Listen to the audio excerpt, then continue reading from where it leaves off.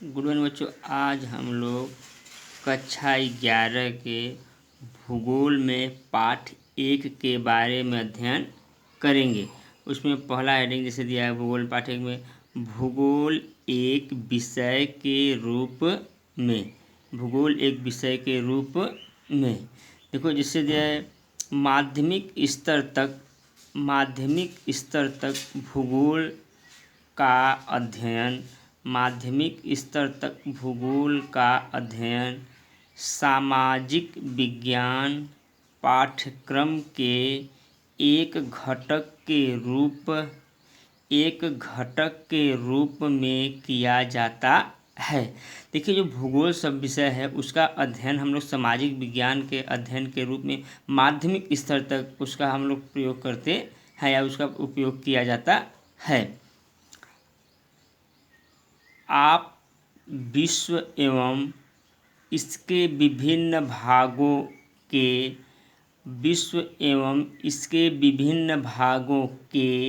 भौगोलिक तथ्यों से परिचित हैं। क्या हम सभी लोग क्या विश्व के भौगोलिक चीज़ों से परिचित हैं। अब भूगोल का अध्ययन एक स्वतंत्र विषय के रूप में करेंगे। अब हम सभी लोग जो माध्यमिक स्तर पे है भूगोल का अध्ययन एक स्वतंत्र विषय के रूप में करेंगे तथा पृथ्वी के भौतिक पर्यावरण तथा पृथ्वी के भौतिक वातावरण, मानवीय क्रियाओं एवं उनके अंतःक्रियात्मक संबंध के विषय में जानकारी प्राप्त करेंगे।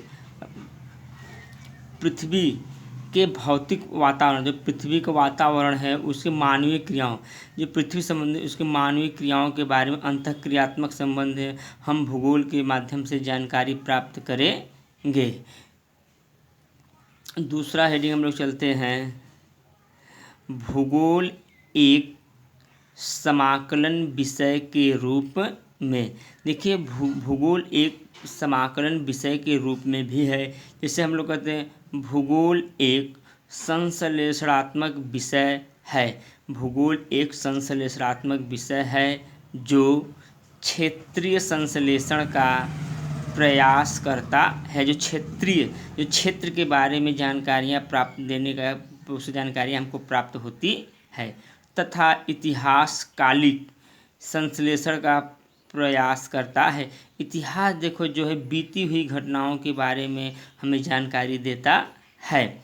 इसके उपागम की प्रकृति समग्रात्मक होती है। इसके उपागम की प्रकृति समग्रात्मक होती है। यह इस तथ्य को मानता है कि विश्व एक परस्पर निर्भर तंत्र है। देखिए, यह एक मानता है जो भूगोल हो जाती है, एक ऐसा प्राकृतिक समग्र है जो विश्व एक परस्पर निर्भर तंत्र है। यदि हम विश्व की प्रमुख ऐतिहासिक घटनाओं का विवेचन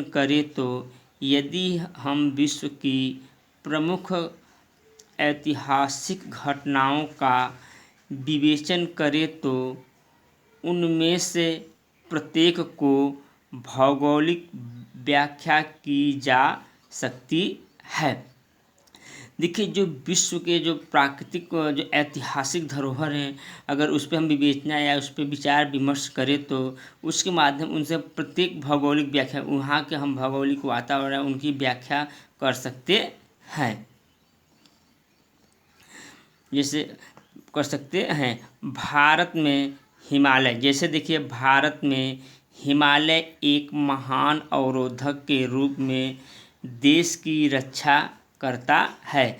देखिए, जैसे हिमालय पर्वत हुआ, हमारे उत्तर में जो हिमालय पर्वत है एक महान अवरोधक देश की रक्षा करता है, परंतु उसका भौगोलिक देखो वहाँ का वातावरण कैसे, वहाँ के हम जानकारी प्राप्त होते हैं। जैसे चीन से आने वाली जो ठंडी हवाओं भी होती है वह हिमालय पर्वत जो था अवरोधक उसको रोकता है। रुकता है, परंतु उसमें विद्यमान दर्रे मध्य एशिया के आक्रमणकर्ताओं एवं प्रव्रजकों को मार्ग की सुविधा देते रहे हैं। देखिए जो उसमें दर्रे हैं, जो उन्हीं दर्रों से होकर जो विदेशी आक्रमणकारी भारत में आते थे, उन्हीं हिमालय पर्वत के उन्हीं दर्रों से होकर वो भारत में आते थे। प्रत्येक भौगोलिक तथ्य समय के साथ परिवर्तित होता रहता है। देखिए भौगोलिक तथ्य जो वातावरण और समय के अनुसार क्या होता परिवर्तन होता रहता है, क्योंकि समय के अनुसार ऑटोमेटिक परिवर्तन होता रहता है तथा समय के परिप्रेक्ष्य में उसकी व्याख्या की जा सकती है। समय के अनुसार वहाँ की जो चीज़ें होती हैं उनकी व्याख्या की जा सकती है। भौतिक भूगोल एवं प्राकृतिक विज्ञान। भौतिक भूगोल एवं प्राकृतिक विज्ञान। भौतिक भूगोल की सभी शाखाएं जैसा कि भौतिक भूगोल की सभी शाखाएं जैसा कि रेखा चित्र में दर्शाया गया है। भौतिक भूगोल की सभी शाखाएं जैसा कि रेखा चित्र में दर्शाया गया है। प्राकृतिक विज्ञान की अंतरा पृष्ठ है। प्राकृतिक विज्ञान की अंतरा पृष्ठ है। परंपरागत जो हमेशा चलता रहता है, परंपरागत जो होती है भौतिक भूगोल, मौसम विज्ञान, जल विज्ञान, मृदा विज्ञान से संबंधित है।